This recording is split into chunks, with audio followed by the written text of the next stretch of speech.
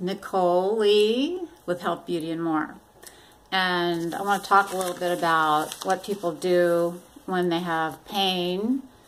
A lot of us run to our medicine cabinet and look for something to alleviate the pain, such as aspirin or ibuprofen, Tylenol, anything over the counter, and get into habits with using something that has been advertised to work better and last longer, so that we can go on with our lives and be comfortable, fairly comfortable, without having the pain. One of these in particular that is commonly used is ibuprofen, which is also called an NSAID. It's a non-steroidal anti-inflammatory agent. And NSAIDs, in particular ibuprofen, it has other disguises other than the name ibuprofen. You can buy Advil. It is the same thing as ibuprofen.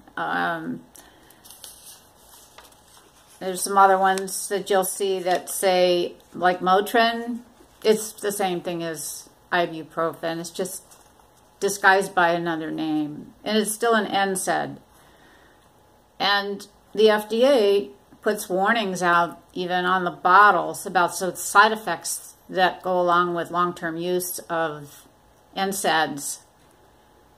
Mostly the most common side effect with the prolonged use of ibuprofen or any NSAIDs like aspirin, ibuprofen, are gastrointestinal bleeding, ulcers, and the risk is actually 3 times higher than if you don't take them at all. And now they're saying that ibuprofen long-term use also increases your risk of having a heart attack, a stroke, and blood clots by 20 to 30%. Doctors like to treat the symptoms, and they need to get to the root. Just giving you a prescription is treating the symptom, not the cause. And if they could look at more of this, what's causing something, and treat and address that instead of the symptoms, I think that would be better. Like if it's your lifestyle, your eating habits, your amount of exercise, your drinking habit. If you drink alcohol, and you need to drink more water, and how other things that are natural, like lemon, can help you. Our exposure to EMFs, which is electromagnetic fields, we need to decrease that to be healthier. These ibuprofen addicts end up, in the long term, they're going to have kidney failure and probably liver problems as well. When they get to be like about 65 or older, the risks for side effects increase quite a bit. So Advil, Motrin, ibuprofen are included in this category. And I talked about the blood clots, the heartburn. And other than that, when they get older, they can have problems with dizziness, loss of balance, coordination, confusion. There are other side effects that can happen as well. I know it happens very commonly with aspirin, and that's ringing of the ears. The medical term is tinnitus or tinnitus, ringing of the ears. And it can really be annoying to have it ring, have your ears ringing like that. Even when you're quiet and you're trying to get some sleep, it's just a loud ringing that keeps going on and on. Some of that could be from our environment too, of having loud noises and the electromagnetic field, all the radiation, micro radiation, electrical radiation that is in the towers that are all around us for cell phone use, for television cables, etc., etc.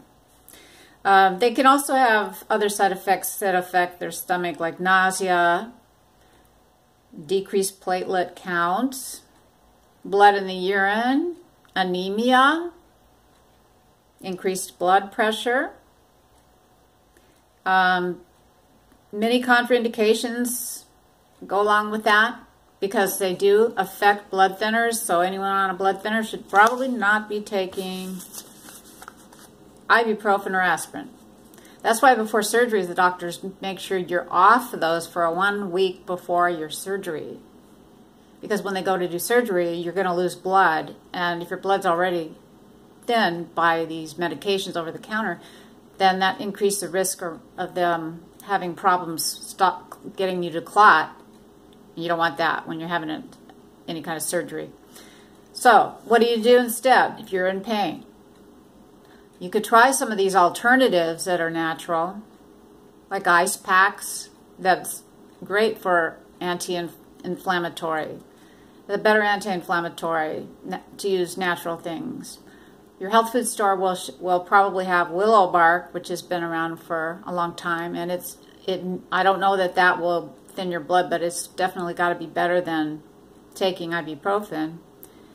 Curcumin, which is a product that is in turmeric, is a good thing for pain.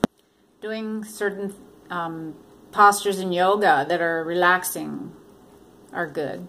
Getting a nice massage from a good masseuse, someone that you trust, that it's not going to leave you sore, but it's going to help you feel better. Now, another thing that is very easy to do for pain is soaking in Epsom salts. And niacinamides are known to help with pain. They help relieve some of it. You can also get creams and ointments that are specifically for pain relief, and you'll see a lot of it for arthritis. It comes in a tube, and it's definitely better than taking something that has all these FDA warnings on it. So I just wanted to pass that information on because I love learning stuff and helping people. So talk to your doctor if he's got you on anything like if he's been giving you ibuprofen, and ask him questions. Try some of these natural things. Try to get off of them. You'd be happier and healthier if you can. So, and I didn't add this one thing. I used to work in physical therapy, and compression is a good way to help, like an extremity that's in pain. So any kind of ACE wrap is good in elevating the area. If it's your feet, your leg, your knee, your arm, your elbow, if you elevate it and wrap it, you're going to find that that's going to help too. I hope this helps you. So thank you so much again for being there for me and listening. And I open it up for discussion and questions. And please do subscribe to my channel, Nicole Lee Health, Beauty, and More. Bye-bye.